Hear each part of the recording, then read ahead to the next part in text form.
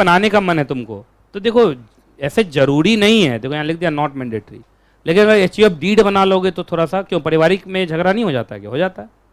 तो एक आप स्टैम्प पेपर पे क्या बना लीजिए, HUF डीड बना लीजिए। उसमें क्या क्या लिखोगे, नंबर 1 कर्ता का नाम, नंबर 2 को पार्ट सीनियर आ गया, नंबर 3 एड्रेस, नंबर 4 पैसा कहाँ से आएगा, ठीक है। ये 3-4 चीज़ें लिख दो, 1 2 3 4 लिखा, ठीक है। बाकी मैंने बोला कि HUF डीड बनाना मैंडेटरी नहीं है, लेकिन HUF डीड बनाएंगे तो आपके लिए ज़्यादा अच्छा होगा। राइटिंग में तो चीज़ें हो जाएं तो ज़्यादा अच्छा होता ही है। चलो अब मुझे बताओ HUF डीड का कंटेंट बताओ, अगर तुम बनाओगे तो क्या क्या लिखोगे, बोलो। सबसे पहले नेम ऑफ अ कर्ता और कोपार्सिनर, एक होता है कर्ता, बाकी सब क्या होता है, कोपार्सिनर। दूसरा जनरली जो एल्डेस्ट मेल मेंबर होता है ना, वही क्या बनता है, कर्ता, है ना। मेल मेल मेल बार बार आ रहा है। आइए अगला। अच्छा एक बात बताइए, जो HUF का नाम है ना, वो भी उसके कर्ता के नाम पे होता है। जैसे राम कुमार जो मेन है तो राम कुमार HUF, श्याम कुमार HUF। अच्छा तुम लोग ऐसे भी देखो, एंड सन्स, देखियो एंड सन्स वाला भी होता है, उससे भी तो HUF ही होता है। एंड ब्रदर्स, एंड सन्स तो खूब चलता है। एक मैं बचपन में बुक पढ़ता था, एस चांद एंड सन्स भी लिखा होता था, पहले चलता था। आजकल तो क्या हो गया ना, अनडिवाइडेड फैमिली कम है ना, सब डिवाइडेड हो गया है, न्यूक्लियर हो गया, तो HUF कम दिखाई देता है, लेकिन अभी भी HUF हैं, अब बड़े बड़े अमीर अमीर HUF हैं।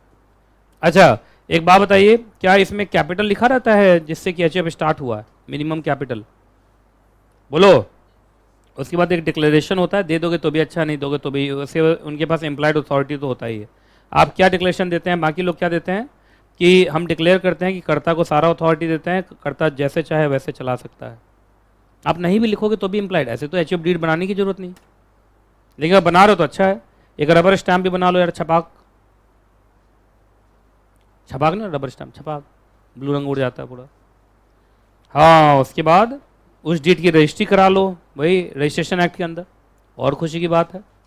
नहीं उसका क्या हो जाएगा, लीगल इंपॉर्टेंस हो जाएगा, नहीं हो जाएगा। अब HUF के नाम से क्या ले लो, पैन ले लो, अकाउंट खुलवा लो, अपना चलेगा सब कुछ। चलिए अच्छा एक बात बताइए, क्या क्या बेनिफिट मिलता है HUF को टैक्सेशन के अंदर। टैक्स एडवांटेज लेते समय पहले ध्यान दो, पहला ध्यान तो ये है, एक देखो 1 person cannot form an HUF, उसके लिए फैमिली का होना जरूरी है।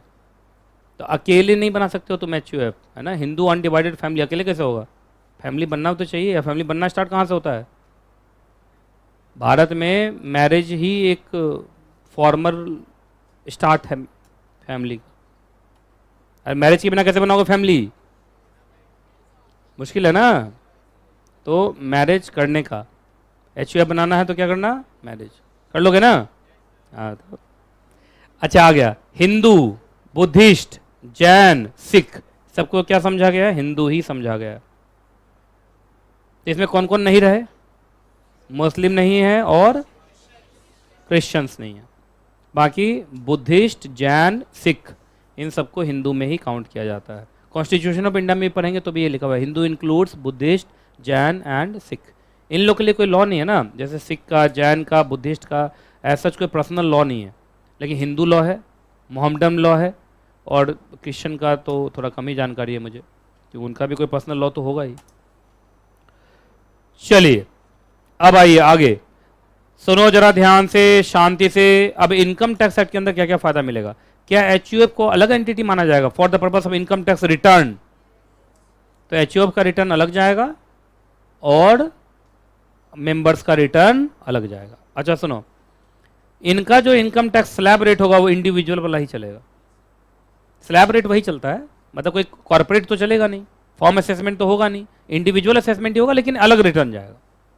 एक रिटर्न बढ़ गया ना तुम्हारा, तुम HUF बना लोगे तो तुमको फायदा हुआ, तुम करता होते तो सब, अगर तुम नहीं बनाते HUF तो सारा इनकम तुम्हारा, अब क्या हो जाएगा, तुम उसको बांट लोगे 2 रिटर्न में, और 2 रिटर्न में बांटते तुमको फायदा हो सकता है।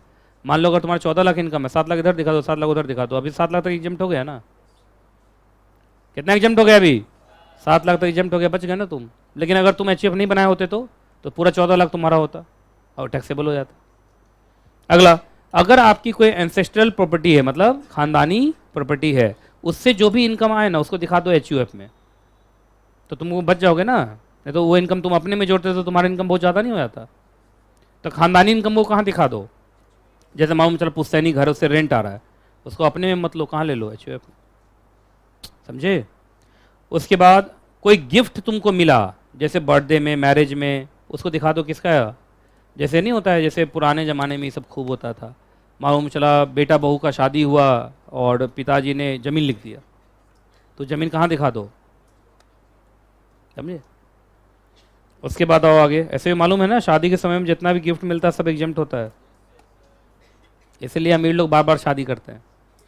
नहीं मालूम है आपको, ये भी एक पॉइंट होता है, वो लोग बार बार शादी इसलिए भी करते हैं, करोड़ों अरबों की संपत्ति गिफ्ट में दिखा के बच जाते हैं। ठीक है, मैं भी जमा कर रहा हूँ, है ना, है। अब जो गिफ्ट देगा उससे पूछा जाएगा, लेने वाला तो आराम से ले लेगा ना, वो तो एग्जाम्पशन में जा रहा है। Out of natural love and affection आप कुछ भी दे सकते हैं किसी को। अभी देखा नहीं तुम्हारा वो क्या है, आथिया सेट्टी, क्या नाम है उसका, आथिया सेट्टी क्या नाम है, केएल राहुल और आथिया सेट्टी, सुना है कि 50 करोड़ का क्या क्या गाड़ी फिर फ्लैट क्या क्या चीज़ सब मिला है ना। मुझे लगा कि वो आथिया सेट्टी से शादी नहीं किया, गिफ्ट से शादी कर लिया हो। बताइए, हम लोगों को कुछ नहीं देता है। अच्छा, बेसिक एग्जाम्पशन लिमिट थोड़ा बदल लेना आप। अब तुम्हारा ये क्या है बताओ, ऑब्लिक करके 7 लाख भी लिख लो। खैर टैक्स वाले सर तुमको ज़्यादा बता पाएंगे कि कहानी क्या है इसमें, पर 7 लाख तो सुन रहे हैं ना हम लोग, 7 लाख तो है। अब ऑब्लिक करके 7 लाख भी दिखा दो, फिर यहाँ भी 7 लाख दिखा दो। बाकी वो जो 1.5 लाख वाला 80C, अच्छा इस बार भी 1.5 लाख ही है या बढ़ा है 80C वाला, चलो छोड़ो, ठीक है। अगर जब तुम पढ़ लोगे इनकम टैक्स तो इसको चेंज कर लेना, अगर कुछ चेंज हुआ होगा तब।